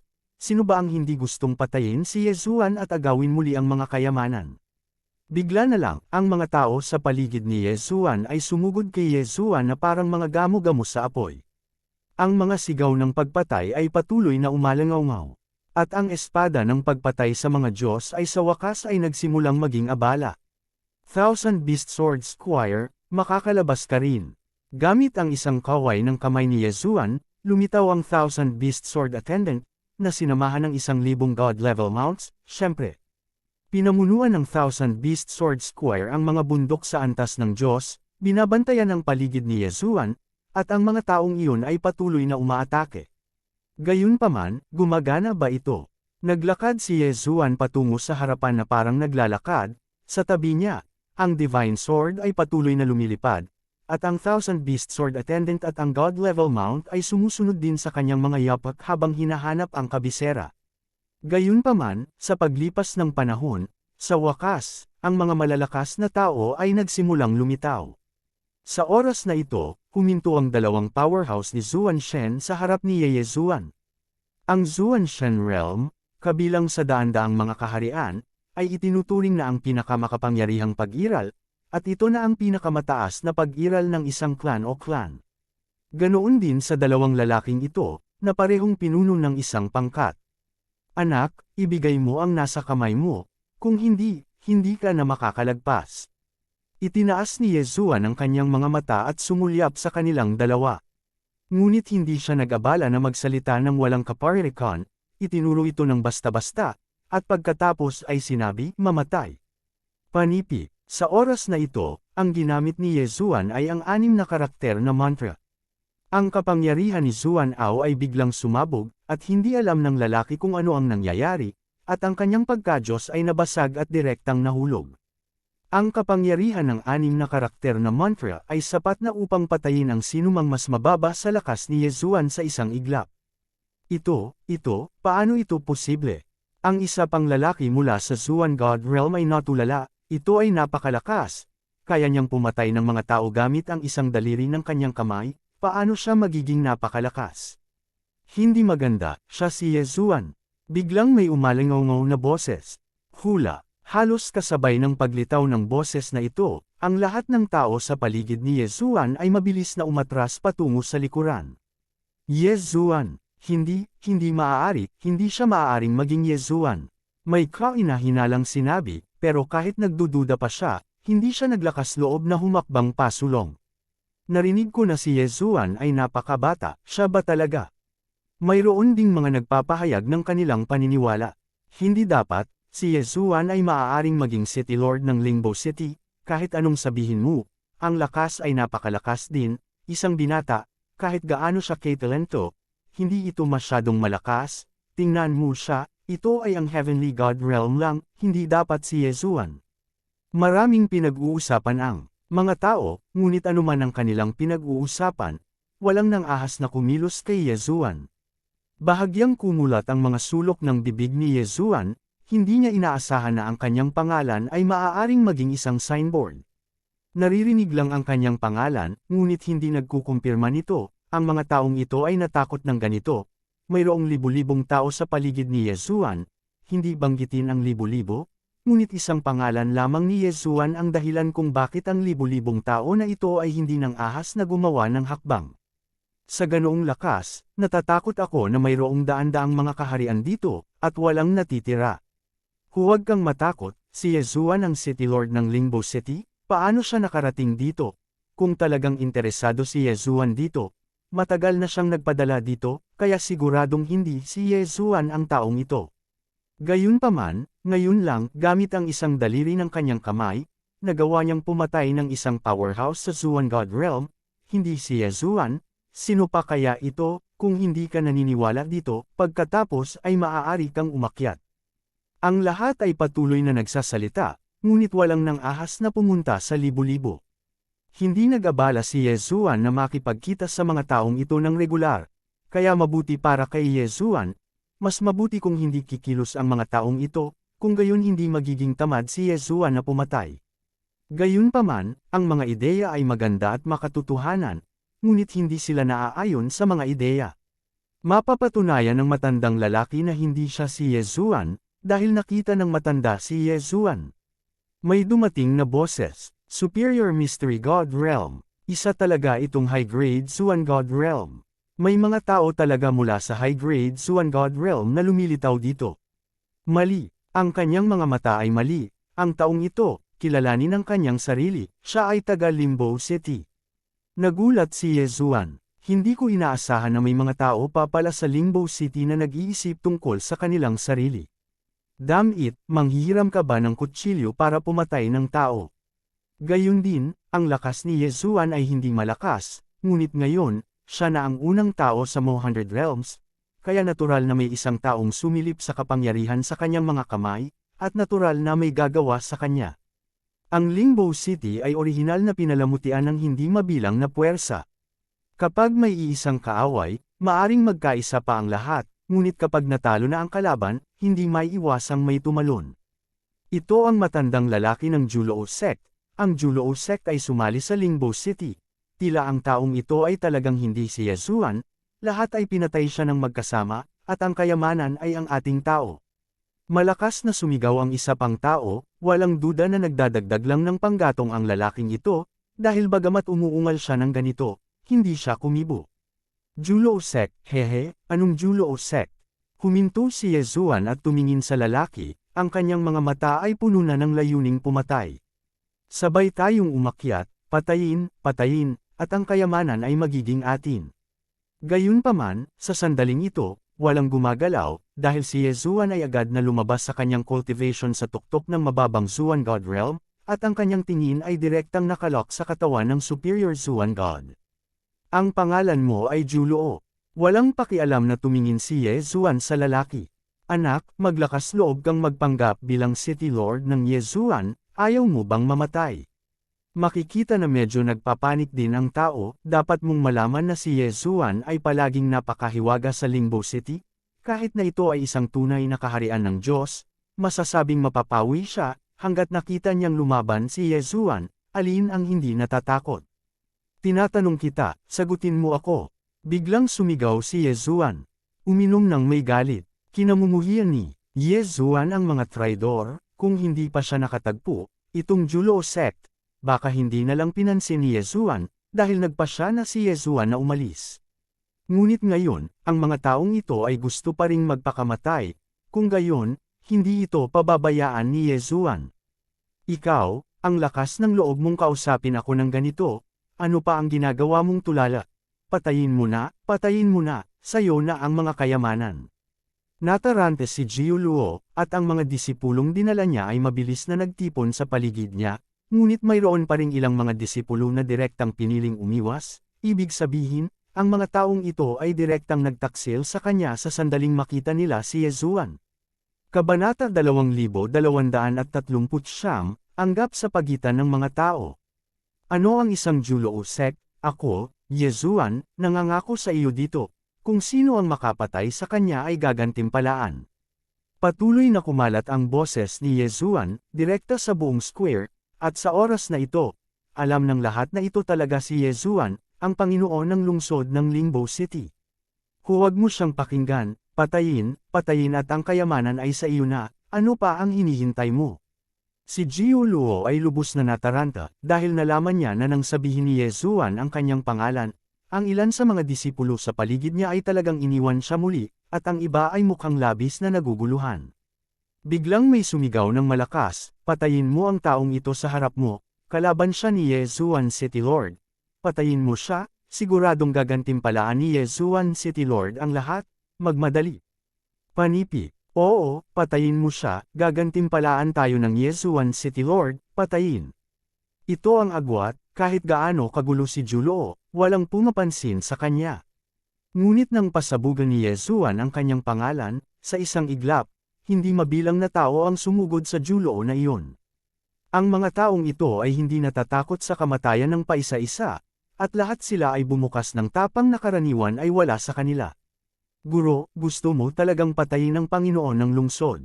Natulala si Juluo, gulat na gulat niyang pinagmamasdan ng mga disipulo sa kanyang paligid na isa-isang umalis, nagdala siya ng buong 500 tao, ngunit ngayon, wala pang 50 tao ang nakapaligid sa kanya. Hindi niya naintindihan kung bakit nakakamit ni Yezuan ang napakalaking prestihiyo. Sa kanyang mga mata, walang ginawa si Yezuan. Sa katunayan, siya ang sumunod sa mga matatanda ng ikatlong templo upang gumawa ng maliliit na galaw sa simula. Sa kanyang puso, si Yezuan ay makikipag-usap sa kanya sa madaling panahon, at sa pagkakataong ito, gusto rin niyang kumita sa Moshang, at pagkatapos ay lumisan mula sa Lingbo City. Kaya lang, nagulat siya, nakilala niya talaga si Yezuan, kaya ang lalaking ito ay direktang nagpakilos sa kanyang isip. Kung papatayin mo si Yezuan, hindi mo ba makukuha ang sikreto ni Yezuan? Bukod dito, maaari siyang magpatuloy na bumalik sa Lingbo City, at kung hindi siya makapagplano ng kaunti, maaari pa rin siyang maging City Lord ng Lingbo City. Ang taong ito ay may naisip, ngunit siya ay itinulak sa impyerno. Alam ng mga taong nasa paligid pa rin ni Yezuan na nasaktan nila si Yezuan, at hindi nila pakakawalan ang pagkakataong gumawa ng mga karapat-dapat na kontribusyon, kaya sinunggaban na lang nila ito. Bagaman, ang taong ito ay isang mataas na uri ng mystical god. Gayunpaman, ang pinakamakapangyarihan sa banal na kaharian ay hindi umaasa sa paglilinang, ngunit ang mga makapangyarihang supernatural na kapangyarihan. Sa katunayan, kung ang isang espiritong Diyos na lalaki ay may isang uri ng walang katulad na makapangyarihang supernatural na kapangyarihan, maaari pa niyang patayin ang pagkakaroon ng Zuan God Realm. Bukod dito, ang agwat sa pagitan ng kaharian ng mga Diyos at ng katumbas na lakas ay hindi Masyadong malaki, at ang mga tao sa Zuan God Realm ay madaling sirain ang pagkakaroon ng Heavenly God Realm o ang Spirit God Realm. Ngunit kahit na siya ay isang mataas na antas na Zuan God, kung gusto niyang patayin ang isang medium na Zuan God, kailangan niyang sayangin ang kanyang mga kamay at paa. Ang pinakamahalagang kapangyarihan sa pakikipaglaban ay mga supernatural na kapangyarihan, hindi mga kaharian. Siyempre, kung may dating titulo, ibang usapan. Hindi mabilang na tao ang sumugod patungo sa Julo na iyon. Ang puso ni Jiu Luo ay labis na nataranta. Nagpaputok siya, at pinatay niya ang mga taong iyon. Usually, parang langgam lang ang mga ito sa paningin niya, pero ngayon, pwede na siyang patayin. Dahil ito ang utos ni Yezuan, halos lahat ay sumugod sa kanya, pati na ang kanyang mga disipulo. Megatron, makakatulong ka rin. Alam na alam talaga ni Yezuan sa kanyang puso na kung hahayaan niya ang kanyang sarili at ang lalaking iyon na mag-head-to-head, tiyak na hindi niya ito matatalo. Iyan ay isang kataas-taasang Diyos. Nakakalungkot na dito, hindi kailangang gawin ni Yezuan ang kanyang sarili. Maraming tao ang handang lumaban para kay Yezuan. Mabilis na nagsimula ang labanan, ngunit mabilis itong natapos. Mayroong isang kasabihan sa banal na kaharian na ang isang mortal sa isang lungsod ay maaari ding kumain ng isang Diyos. Ito ay tungkol sa kapangyarihan ng karamihan. Siyempre, ang mga mortal dito ay tumutukoy sa mga Diyos ng mas mababang kaharian. Higit pa, nagmamadali patungo sa taong iyon, ang pagkakaroon ng extraordinary spirit God realm. Siyempre, ang huling kabaliwan ng lalaki ay nagdulot din ng maraming pagkatalo sa lahat, at hindi bababa sa 3,000 katao ang napatay sa labanan. 3,000 tao, halos imposible para kay Yezuan na buhayin silang lahat. 6 na karakter na mantra, hilaw. Sa mga salita ni Yezuan, ang lahat ng mga tao na ang mga katawan ay hindi pa nawasak ay muling tumayo, kahit na ito ay 2 o 300 tao lamang, ito ay sapat na upang pasiglahin ang lahat. Pagkatapos ng lahat, ang kapangyarihan upang buhayin ang mga tao ay lampas lamang sa kanilang imahinasyon. I promised you na bibigyan kita ng reward, ngayon pumunta ka sa Limbo City, may tatanggap sa iyo at magbibigay sa iyo ng reward. Mahinang sabi ni Yezuan. At ang kanyang mga salita, walang sino man ang magdududa. Inalis ni Yezuan ang mga gamit sa unang bulwagan ng Moshang Pavilion, na walang nang ahas na sabihin, kaya lahat ay masunarang umatras. Siyempre, aalis din si Yezuan. Gayunpaman, nang si Yezuan ay aalis na, isang boses ang umalangaw-ngaw. Ikaw, si Yezuan, ikaw ang City Lord ng Limbo City. Boses iyon ng dalaga, lumingon si Yezuan, tumingin sa kanya, at sinabing, oo, ako si Yezuan. Panipi, ikaw, bakit mo sinira ang ating Moshang Pavilion? Biglang umungol ng malakas ang dalaga. Bahagyang ngumiti si Yezuan, ngunit sinabi, ang digmaan ay mamamatay ka o mamamatay ako. Higit pa, dahil disipulo ka ng unang palasyo, hindi mo pa ba alam ang mga sikreto ng unang palasyo? Panipi, ilang tao sa Limbo City ang sasali sa Limbo City dahil sila ay inuusig. Ang kanilang mga tahanan ay nawasak, at ang kanilang mga kamag-anak ay pinatay. Kung hindi natin sila papatayin, tayo ang papatayin. Hindi alam ni Yezuan kung bakit niya ipapaliwanag ang babaeng ito, ngunit sinabi pa rin niya ito.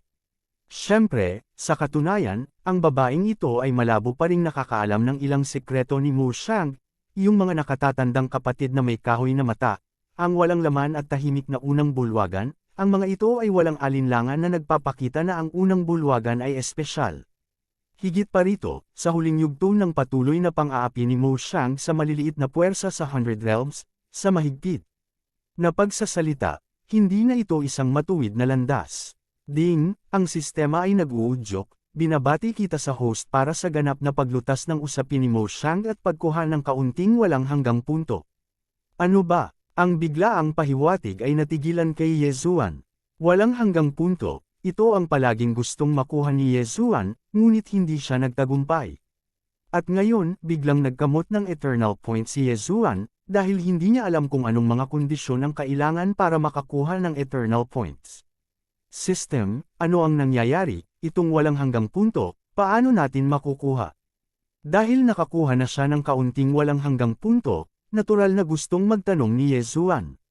Ding, ang system ay nag-uudyok, pakitandaan na ang eternal point function ay hindi ganap na bukas sa ngayon, at random lang nagagantimpalaan ng system sa kasalukuyan. Dahil sa sagot ng system, natigilan si Yezuan. Ano ito? Hindi pa available ang mga feature ng eternal point. Gayunpaman, nakuha na niya ang walang hanggang bloodline. Ding, nag-prompt ang system, pakitandaan na ang walang hanggang bloodline ng host ay nakuha dahil sa mutation, hindi karaniwan, kaya ang eternal point function ay hindi ma-unlock ng sabay-sabay. Kabanata 2240, ang kapakipakinabang ng pananampalataya. Ding, iminumungkahi ng system na kahit na ang eternal bloodline ay isang god-level bloodline, walang puwang para sa paglaki, ilang mga kasanayan lamang ang maaaring ma-unlock. Inirekomenda na ang host ay i-upgrade ang Sword God bloodline at ang War God bloodline sa god-level bloodline sa lalong madaling panahon, at pagkatapos ay ang eternal na bloodline ay maaaring pagsamahin. Well, ito pala ay dahil dito. Sa katunayan, ang walang hanggang bloodline ni Yezuan ay na-mutate, ibig sabihin, nakuha ito ni Yezuan ng maaga, at ang pagiging kapakipakinabang ng walang hanggang punto ay talagang napakahusay, kaya ang sistema ay hindi nakasynchronize, at si Yezuan ay maaari lamang maging walang magawa. Ngunit sa kabutihang palad, ngayon ang walang hanggang punto sa mga kamay ni Yezuan ay sa wakas ay hindi na zero, na nararapat na ipagdiwang. Pagkalabas ni Yezuan, lumapit din si Feiyan sa kanyang tabi. Para sa iba pang mga bagay, hindi binalak ni Yezuan na bigyang pansin ang mga ito. Sa oras na ito, nagsimula na siyang muli sa paglalakbay. Oras na para umalis, sa kaharian na ito, si Yezuan ay naantala ng masyadong maraming oras. Sa pagkakataong ito, tutuklasan muna ni Yezuan ang mahiwagang sinaunang lungsod. Ang bagay na ito, nakuha na ito ni Yezuan mula nang makuha niya ang mana ng Ancient God Emperor, ngunit hindi pa siya nagkaroon ng oras upang makita kung ano ang mayroon ng misteryosong sinaunang lungsod. May dahilan si Yezuan para maniwala na marahil sa mahiwagang sinaunang lungsod na iyon, makakakuha siya ng ilang pagkakataon. Sa araw na ito, naglalakad si Yezuan, at biglang, isang system prompt ang tumunog sa kanyang mga tainga. Ding, ang system prompt, congratulations sa host para sa paglusot sa 10,000 faith points, at ang espesyal na function ng faith points ay opisyal na binuksan. Pananampalataya, seryoso, dahil ang halaga ng paniniwala ay napakaliit noon, at ito ay karaniwang walang silbi kay Yezuan, hindi ito pinansin ni Yezuan. Ngunit ayaw niya, umalis siya sa Lingbo City, ngunit maaari pa rin siyang makakuha ng mga puntos sa pananampalataya. Ding, ang sistema ay nag-uudyok, pakitandaan na kapag ang host ay nakapagtatag ng sarili nitong kapangyarihan at pinamamahalaan ito ng mabuti, ang puwersang iyon ay patuloy na magbibigay ng mga punto ng pananampalataya para sa host. Ding, ang senadoryas ng system, ang host mangyaring tandaan na ang kasalukuyang halaga ng pananampalataya ng host ay hindi sapat, at higit pang mga function ay hindi ma-unlock sa ngayon, gayunpaman, mula ngayon, ang host ay maaaring makipagpalitan ng mga punto ng pananampalataya para sa mga devouring point o mga punto ng kawalang hanggan, at ang mga punto ng pananampalataya ay maaari ding gamitin ng mag-isa. Ding, ang exchange ratio, 100,000 faith points para sa isang point devouring point, at 1,000,000 faith points para sa isang point of eternity. Ding, host, pakitandaan na ang exchange na ito ay available lang para sa faith points. Hindi na ito mababawi. Ding, ang host ay kasalukuyang mayroong 10,000 faith point at maaaring gumamit ng dalawang kakayahan. Ability 1, Faith Guardian, 10,000 faith points, ay maaaring gawing isang Invincible Guardian Shield na tumatagal ng 3 segundo. Ang Ding, kakayahan, pagpapalakas ng pananampalataya, 10,000 faith point, ay maaaring magdala ng +1 effect sa lahat ng pag-atake ng host na tumatagal ng isang araw. Matapos pakinggan ang pagpapakilala ng system, bahagyang natahimik si Yezuan. Ang halaga ng pananampalataya na ito ay masyadong walang halaga, nagkakahalaga ito ng 100,000 puntos ng pananampalataya upang ipagpalit sa isang maliit na punto ng paglamon. At ang walang hanggang punto, hindi banggitin, ay naging 1,000,000. Ang puwang na ito, bakit ang halaga ng pananampalataya ay walang halaga? Ding, ang system ay nag-uudyok, pakitandaan na pagkatapos na ang halaga ng pananampalataya ay opisyal na i-activate, ang bawat tao na tapat sa host ay maaaring magbigay sa host ng 3 puntong halaga ng pananampalataya bawat daang taon. Ito, sa wakas ay naunawaan ni Yesuan kung bakit napakawalang halaga ng pananampalataya. Sister, ang bagay na ito ay walang katapusan, at maaaring tumaas ito araw-araw. Alam mo, may isang puwersa lang si Yesuan tulad ng Limbo City ngayon, ngunit pagkatapos magkaroon ng higit na kapangyarihan si Yesuan. Halos masasabing lahat ay may pagkakataon na hayaan si Yesuan na magkaroon ng mga faith point, at ito ay hindi isang beses na bagay, ngunit maaari itong patuloy na dagdagan, at maaari itong i-refresh minsan bawat daang taon. Ito ay isang patuloy na daloy. Sa pagsasalita, natatakot ako na ang halaga ng pananampalataya na ito ang pinakamakapangyarihang bagay. Siyempre, ang saligan ng lahat ng ito ay mayroong sapat na mga punto ng pananampalataya si Yesuan. Ang 100 taon, sa banal na kaharian, ay talagang wala. Kahit na ang 10,000 faith point sa mga kamay ni Yesuan ay napakaliit na ngayon, anuman ang mangyari, ito ay isa ring panimulang punto kung tutuusin. Kahit na si Yesuan ay mayroon na ngayong maraming mapagkukunan sa kanyang mga kamay, hindi niya nilalamon ang mga ito. Dahil, sa Moshang 100 Realm, sapat na ang kanyang pagdurusa sa pagkawala ng walang mapagkukunan, kaya hindi siya nang ahas na gamitin ang mga mapagkukunang nakuha mula kay Moshang ng kusa. Malinaw na ang kinaroroonan ni Luoluo, ngunit wala talagang magagawa si Yesuan, kaya ang pangunahing gawain ngayon ni Yesuan ay ang pag-level. At kapag ang kaharian ay nakataas sa isang tiyak na antas, makakasigurado si Yesuan na mahahanap si Luoluo. Ang mahiwagang sinaunang lungsod ay nakaupo sa disyerto sa Hilaga. Siyempre, ang tinatawag na hilagang bahagi na ito ay kamag-anak lamang sa kasalukuyang posisyon ni Yesuan. Nang dumating sina Yesuan at Feyan sa tinatawag na Endless Desert, alam nila kung bakit tinawag na Endless Desert ang lugar na ito. Dito, bukod sa dilaw na buhangin, wala nang ibang makikita. Bago pumasok sa disyerto, may isang lungsod na hindi gaanong kalakihan, kung sabihin, pagkatapos umalis dito, maaari kang makatagpo ng ilang mga pamayanan, ngunit ang lungsod, tinatayang hindi mo ito makakaharap. Ito ay isang lungsod, at ito ay tinatawag na Sand City. Ang Sand City ay malayo sa Moshang by Realm, ngunit isang teritoryo na kabilang sa Sand God Tribe. Ang tribong ito ng mga Diyos ng buhangin ay sinasabing hindi isang lahi ng tao, at ang kanilang pinangangasiwaan ay iilang kaharian lamang. Itong disyerto lang, pero sa sobrang liit na puwersa, walang mangiistorbo sa kanila.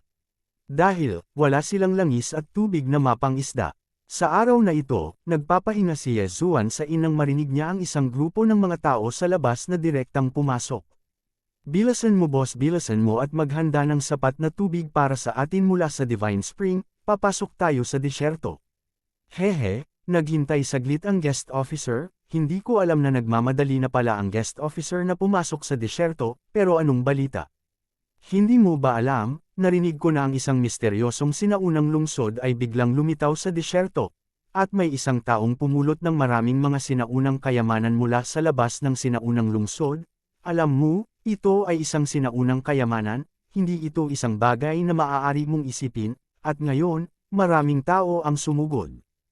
Ang sinaunang lungsod. Ito, mayroon talagang maraming mga sinaunang lungsod sa disyerto, ngunit ang mga sinaunang lungsod kung saan lumilitaw ang mga sinaunang kayamanan, hindi ito dapat na maling balita.